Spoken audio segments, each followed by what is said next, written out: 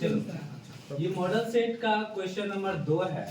सिद्ध करें कि √3 + √5 एक अपरिमेय संख्या है। हमें क्या सिद्ध करना है? अपरिमेय। तो हम यह भी लिख सकते हैं कि √3 एक अपरिमेय है, √5 एक अपरिमेय है और दो अपरिमेय संख्याओं का योगफल एक अपरिमेय। लेकिन एक बात ध्यान रखना है कि यह नहीं कहेंगे, क्यों? क्योंकि 10th क्लास में जो अपरिमेय और परिमेय सिद्ध करना होता है, ये अपरिमेय संख्या वो विरोधाभास से, ठीक है। तो अब हम क्या करते हैं, विरोधाभास कहने का मतलब है कि सिद्ध करना है अपरिमेय। क्या सिद्ध करना है? अपरिमेय। लेकिन इसको हम मानेंगे क्या? परिमेय से। क्या मान लेंगे? परिमेय से। अब सबसे पहले लिखते हैं, यदि संभव हो तो माना कि √3 + √5 कौन सी संख्या है? परिमेय संख्या। जो इम्पोर्टेंट चीज है उसको अंडरलाइन करें।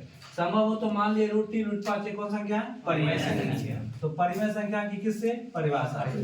जो √3 + √5 होगा वो हमारा किसके रूप का होगा? p/2। जहां p और q कौन सी संख्या है? का मान 0 नहीं। अब हम क्या करते हैं, दोनों तरफ वर्ग करते हैं। तो √3 + √5 का होल स्क्वायर, p/q का होल स्क्वायर, p² यहाँ पे ये ब्रेक होगा a + b का होल स्क्वायर, a + b का होल स्क्वायर, a² √3 का स्क्वायर, b² √5 का स्क्वायर, 2ab 2 a के जगह √3, b के जगह √5, p का स्क्वायर बाय q², √3 का स्क्वायर 3, √5 का स्क्वायर 5, 2 का 2, √3 गुना √5 क्या हो जाएगा? 15, p² बाय q², 5 3 8 जोड़ 2√15 by p² by q² equal to p² by q²। 2√15 को रहने देते हैं, ये प्लस काट इधर आएगा तो क्या बन जाएगा? माइनस। बाय में क्या? 1 q² और 1 कैंसिल, q², तो q² से q² एक बार में, 1 गुना p² और यहाँ पर 1 से q² बार में 8 q²।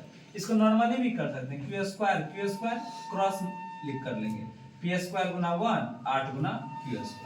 यहाँ निकल के आ गया 2√15 बराबर p² - 8 q² बाय, तो यहाँ 2√15 को में √15 को रहने देते हैं और 2 को इधर भेज देते हैं। मतलब ये हो गया, यहाँ से गुना है तो इधर से क्या आ जाएगा? भाग। तो हम करते क्या है कि LHS में अपरिमेय को रखते हैं, बाद बाकी सारी संख्या कहाँ भेज देते हैं? RHS में। तो √15 हमारी कौन सी संख्या है? अपरिमेय। आपको पता है कि √15 कौन सा संख्या? अपरिमेय। क्योंकि अपरिमेय संख्या वह होता है जो रूट से ब्रेक नहीं होता। तो √15 हमारा कौन सा संख्या हो गया? अपरिमेय।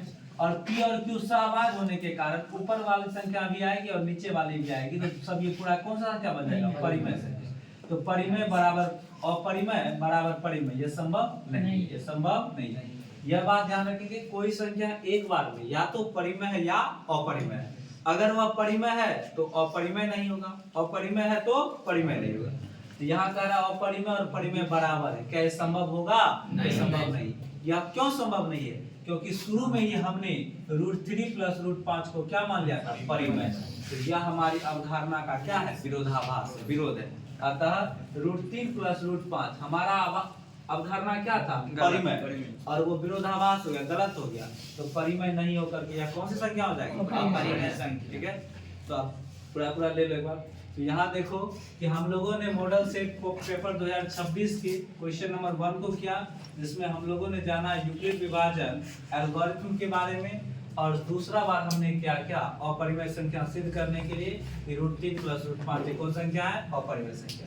यह दोनों सवाल अपने आप में क्या है? महत्वपूर्ण है, इसको सीखे और इससे संबंधित क्वेश्चन वगैरह क्या करेंगे? बुक के क्वेश्चन या कहीं से भी क्वेश्चन लेकर के अपरिमेय संख्या सिद्ध करने वाला और यूक्लिड विभाजन एल्गोरिथम से मौसा ज्ञात करने वाले प्रश्नों को क्या करते रहेंगे? हल करते रहेंगे। क्लियर है?